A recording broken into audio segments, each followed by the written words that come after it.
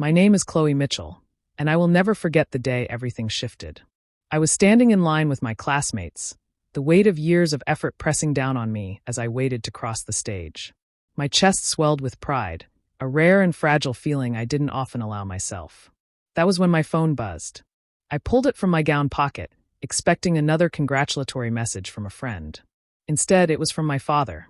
"Congratulations on the degree. Don't expect any more help from me. You've made your bed, now lie in it." The words hit harder than I wanted to admit, though they carried the familiar sting of his disapproval. Even on the day that should have been my triumph, he managed to remind me of my place, at least in his eyes. Before I could process it, the phone buzzed again. Another message, but this time from someone who had stood beside me through every late night, every setback, every quiet victory. Eleanor Vance, my CFO. Her words were short, steady, almost too calm for what they meant. "It's done. Priced at 44. We're a unicorn." I froze. My ears rang, my knees felt unsteady. In the span of a minute, I had been cast aside by the man whose approval I had chased my whole life, and lifted higher than I had ever imagined possible. Around me, the hum of excitement from my classmates filled the hall, but I was locked in a moment that no one else could see. I looked toward the audience. My father wasn't watching me. His eyes were on his phone, his jaw tight, his expression unreadable. I knew what he was seeing.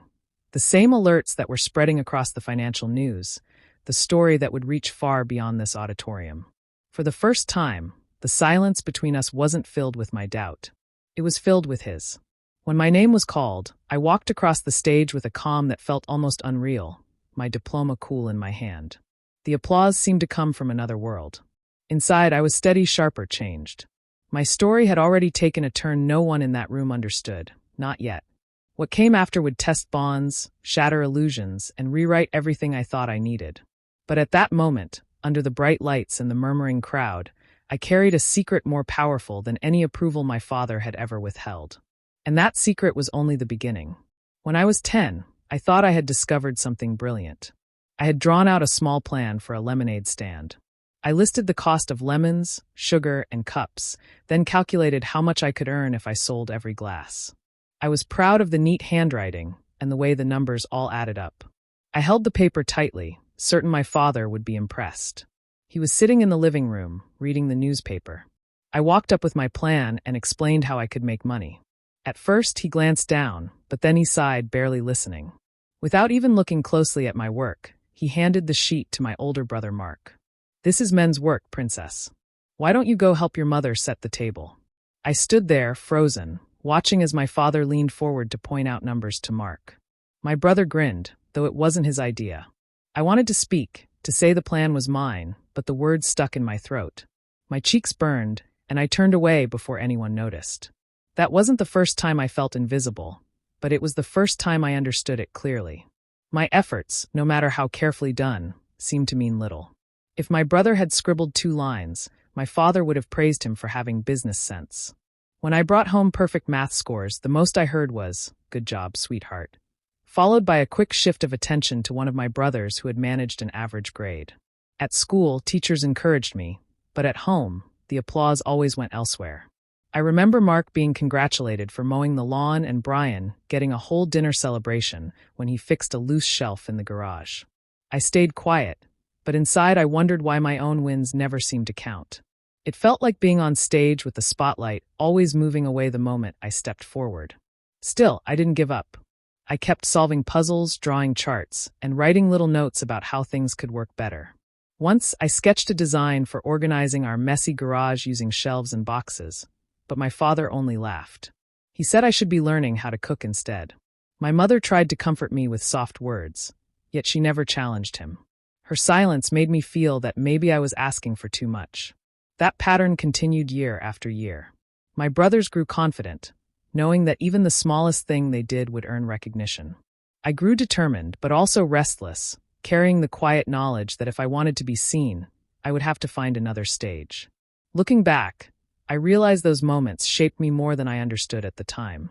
Every dismissal, every wave of the hand, built a fire inside me. I stopped expecting applause at home and started imagining a life where I didn't need it.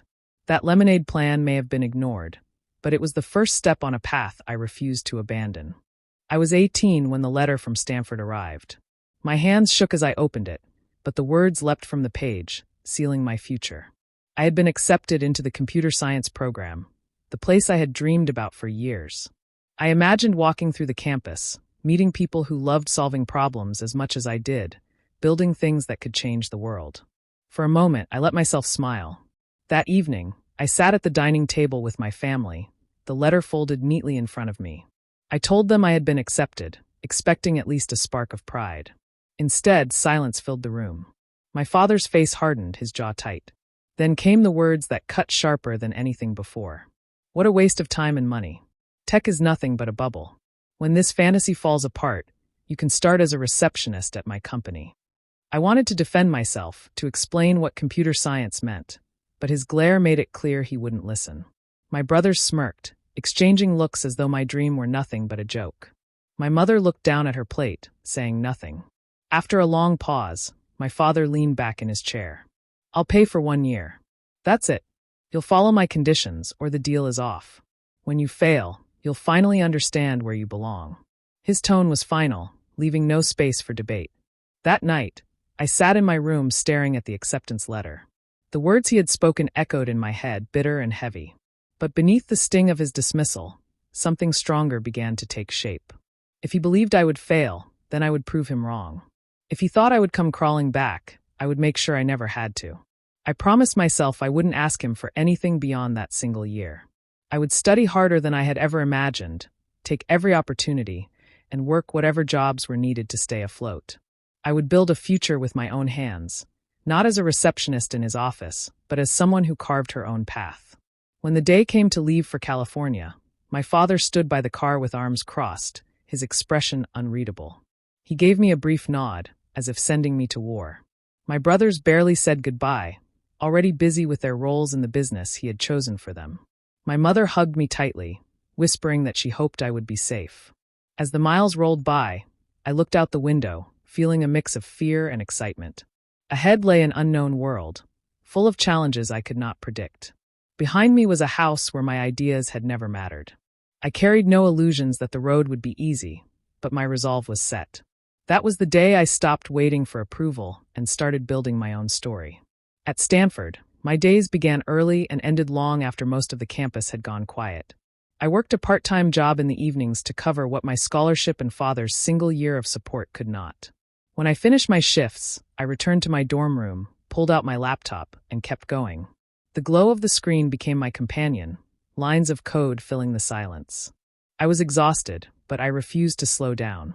It was during those late nights that I found others who shared the same restless energy. A small group of students drifted into my orbit, all of them brilliant in their own way but scattered, often distracted by side projects or unfinished ideas. They had the talent but lacked focus. Somehow we balanced each other. I brought structure and direction. They brought creativity and daring. Together, we began shaping something that felt bigger than class assignments. Our dorm room became both lab and office. Cables snaked across the floor. Whiteboards were filled with equations and half-formed designs, and empty coffee cups piled up on the desk. None of us cared about the mess. What mattered was the project that grew with every passing week. The idea was simple at its heart yet powerful. Encryption software that could not be broken.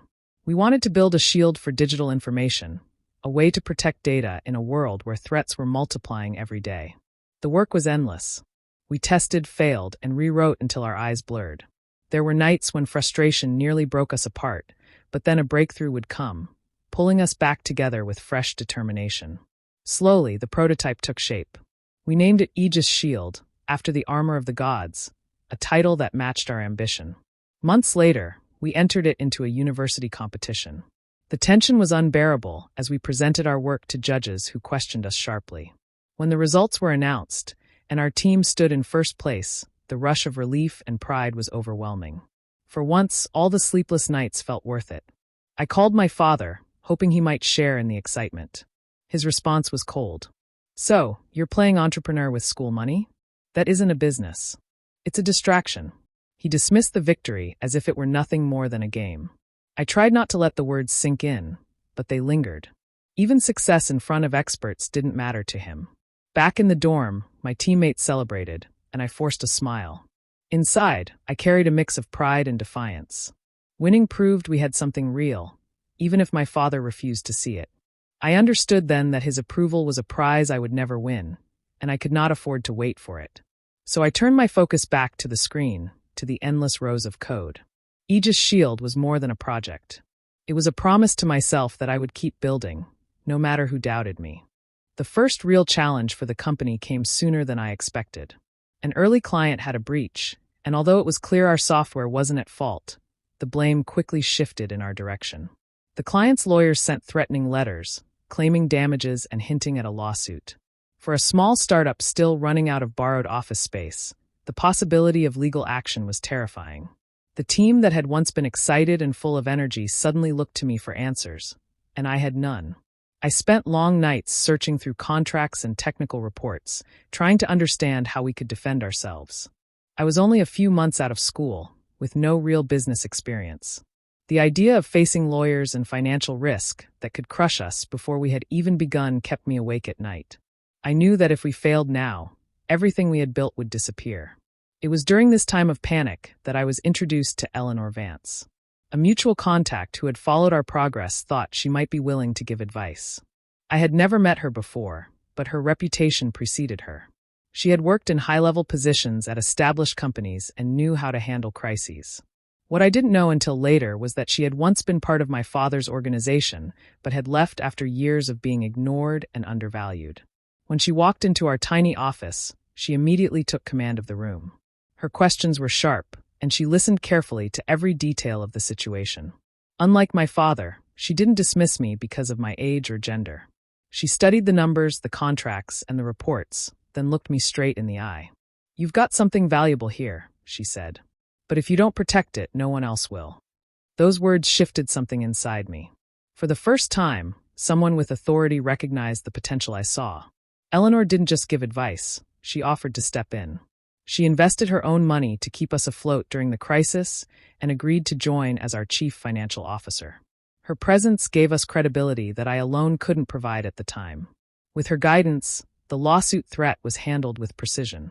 She negotiated firmly, presenting evidence that cleared us of blame. She understood contracts in a way I never could have, and she spoke the language of business with confidence that forced others to listen. Within weeks, the danger that had seemed certain to destroy us was gone. For me, Eleanor became more than just a financial expert. She was a mentor who believed in the vision of Aegis Shield when so many others doubted it. She encouraged me to think bigger, but also to prepare for setbacks with strategy rather than panic. She showed me how to lead not only with passion, but also with discipline. The difference between her and my father could not have been clearer. Where he saw weakness, she saw potential. Where he predicted failure, she invested her trust. Under her mentorship, I began to understand that leadership wasn't about proving myself to one person. It was about building something that could stand on its own. That crisis marked a turning point.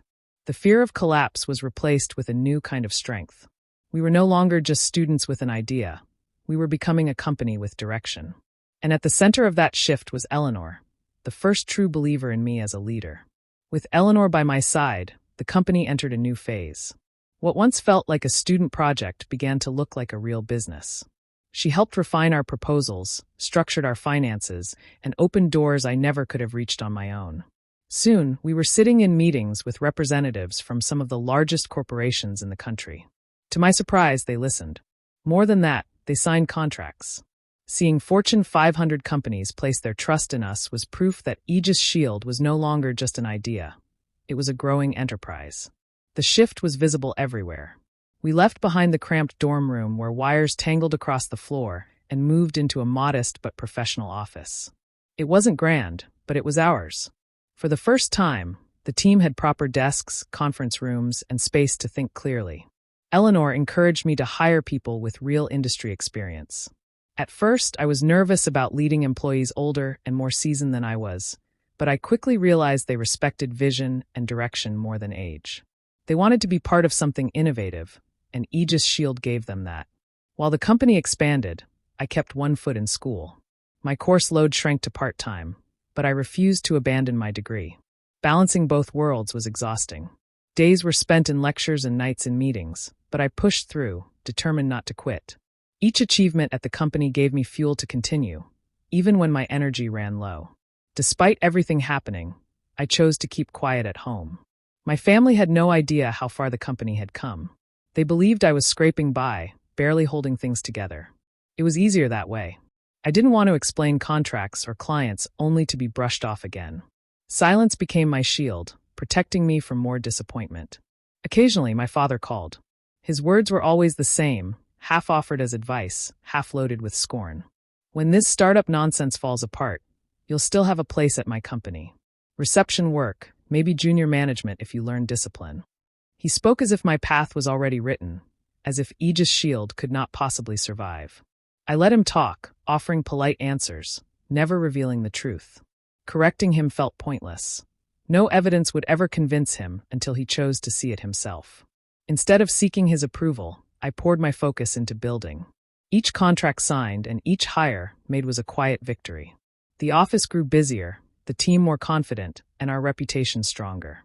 Eleanor reminded me often that progress didn't always need to be announced.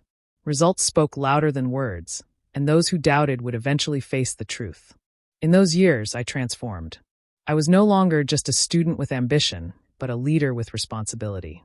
Every challenge taught me something new about running a company, and every success built a foundation for the future. Though my family remained unaware, I knew I was moving upward, step by steady step. It was a climb without fanfare, a rise made in silence. But it was real, and it was mine. The morning of graduation carried a weight I could feel in every breath. I had been preparing for this day in more ways than one. On the surface, it was about crossing the stage and finishing a degree that had stretched longer than planned. But beneath that, something much larger was moving into place. With Eleanor's steady guidance, Aegis Shield had navigated the maze of financial filings, investor meetings, and endless regulations. After months of careful planning, the company was finally stepping into the public market. The date was not chosen by chance. We timed the announcement for the very morning I would wear my cap and gown. The two events together marked a turning point. One chapter closing, another opening. The world would see me as both a graduate and a CEO of a company now listed on the stock exchange. It was more than a milestone, it was a statement. I had invited my family to the ceremony, though I kept the true scale of my plans hidden. They believed they were coming to watch me finish school at last, nothing more. For years I had concealed my progress, letting them think I was still struggling with studies and side projects. Now, I wanted them there when the truth became impossible to ignore. My father walked into the auditorium with the same confidence he always carried. To him, this day signaled the end of my detour. He thought my degree was the final step before I came to my senses and joined his company. I could almost predict his words, an offer for some junior role where he could keep me under his watch. He expected gratitude, as if he were granting me a favor. What he did not know was that my life had already moved far beyond his narrow plans. While he prepared to present me with a role I never wanted, investors across the country were receiving updates about Aegis Shield's market debut. Our shares were priced, the news was circulating, and financial reporters were preparing their stories.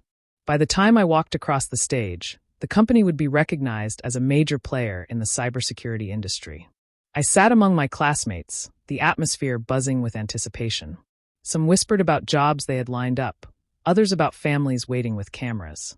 My focus was split between the ceremony unfolding and the knowledge of what was happening in real time outside those walls. It felt like standing at the edge of two worlds, the past pressing in behind me, the future opening ahead. The contrast could not have been sharper. My father believed this was the day to remind me of my place in his world. In reality, it was the day I would step fully into my own. The offer he planned to make, the control he expected to hold, would dissolve the moment he learned the truth. For once, I did not fear his judgment. I was ready for it. Every choice I had made led to this intersection. Graduation was not just an academic achievement. It was the perfect stage for revealing a success far greater than a diploma. By nightfall, my father would realize that I was no longer the daughter he could dismiss or direct. I was someone he would have to face as an equal. When my name was called, I rose from my seat and walked toward the stage. The diploma placed in my hand felt light compared to the weight of what I already knew. I smiled, calm and steady, the kind of smile that came not from relief but from certainty. As I crossed, I could feel the shift in the air. A ripple ran through the audience, whispers growing louder as phones lit up. News of Aegis Shield's market debut was spreading, and it was impossible to ignore. From the stage, I could see the crowd. Some clapped politely, some leaned toward neighbors with raised brows, and others looked down at glowing screens. In the midst of it all sat my father. His expression was stiff, his posture rigid. Around him, familiar faces leaned in, shaking his hand, offering congratulations he had not expected. They spoke of me with admiration, calling me visionary, brilliant, accomplished. Each word seemed to land on him like a weight he could not set down. I stepped off the stage, still holding my smile. For the first time, I wasn't chasing recognition. It was arriving whether I asked for it or not. My father, who had always dismissed my work, now had to listen to his peers applaud me in front of him. His jaw tightened, his eyes fixed straight ahead, but his mask of control was slipping. After the ceremony, the family gathered for lunch at a polished restaurant nearby. The table was set beautifully, but the atmosphere was heavy. No one knew quite how to begin. My mother dabbed her eyes with a napkin, caught between joy and confusion. She looked at me as if she wanted to ask questions, but was afraid of the answers. My brothers shifted uncomfortably, their usual chatter gone, replaced with half-hearted comments that trailed off before they became full sentences. My father sat in silence. He didn't congratulate me, nor did he ask about the company. His fork moved across his plate without purpose, his thoughts clearly elsewhere. He looked less like the man who always spoke with authority and more like someone cornered in his own silence. The servers came and went, refilling glasses and laying out plates, but none of us touched much food. The clinking of cutlery sounded too loud in the stillness. My mother tried to bridge the silence, whispering how proud she was, her voice shaking. She didn't seem to understand the scale of what had happened, only that something important had shifted, and it left her overwhelmed. I sat quietly, letting the silence stretch. I didn't need to explain or defend. The truth had already spoken for itself, and the world beyond that table was repeating it loudly. The tension in the room wasn't mine to carry anymore. It belonged to the man who had never believed I could do what I had already done. When the plates were cleared, no one lingered over dessert or coffee. The meal ended with the same unease it had begun. My father left the table without a word. My mother touched my hand gently, and my brothers offered awkward nods. It was not the celebration of a graduation or the triumph of success. It was a quiet unraveling, a moment when truths too large to ignore settled into the space between us. The tension that had been building finally cracked. My father slammed his fork onto the table, his voice sharp and accusing. "You planned this. You wanted to humiliate me. You made me look like a fool in front of everyone." His face flushed red, his words cutting through the uneasy quiet of the room. I didn't flinch. Instead, I reached into my bag and pulled out my phone. With a steady hand, I placed it on the table, the screen lit up with his own message. The words glowed like a mirror of his anger. "Don't expect any more help from me. You've made your bed, now lie in it." I looked at him without raising my voice. "You sent this after the pricing committee had already met. The decision was made before you pressed send. I didn't need to make you look like anything. You did that all on your own." The room went silent. My mother's eyes filled with tears, her hand hovering in the air as though she wanted to speak but couldn't. My brothers avoided my gaze, shifting uncomfortably in their seats. My father's jaw tightened, his anger wrestling with disbelief. For the first time, he seemed small to me, his authority stripped away by nothing more than the truth he couldn't escape. I leaned back in my chair, letting the silence hang. I had no desire to argue further. There was nothing left to prove, nothing to win from a fight. He had spoken his accusation, and I had given him the answer he couldn't deny. That was enough. After a pause, I pushed my chair back and stood. My napkin slipped from my lap onto the floor, but I didn't bother to pick it up. My voice was calm, steady, and clear. "I have to go. The CEO of a publicly traded company has responsibilities." The words were simple, but they carried more weight than any long explanation could. I wasn't the child waiting for approval. I wasn't the student defending her choices. I was a leader with work to do, and I had no time left for a man who refused to see it. I turned to leave, the quiet clatter of the restaurant filling the space where our family conversation had broken apart. My mother whispered my name, her voice trembling, but I didn't stop.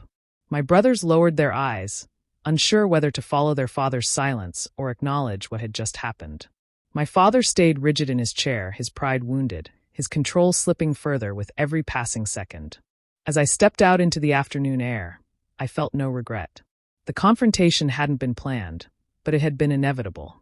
Years of doubt, dismissal, and disdain had narrowed to this moment. He had accused me of setting a trap, but the truth was far simpler. He had walked into it alone. My phone buzzed again, pulling me forward. The network wanted an interview on CNBC.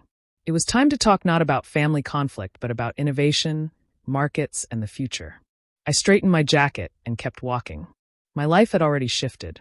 What remained behind at that table was only the past. A week after graduation, the storm had quieted. The market had settled, and Aegis Shield's value held steady. Investors were satisfied, employees were energized, and the company's future looked firm. For the first time, I allowed myself to breathe without fear of what might collapse tomorrow. On paper, my net worth had already surpassed my father's, but more important than numbers was the calm that came with knowing I had built it on my own. The noise of chasing approval, of waiting for recognition that never came, faded into silence.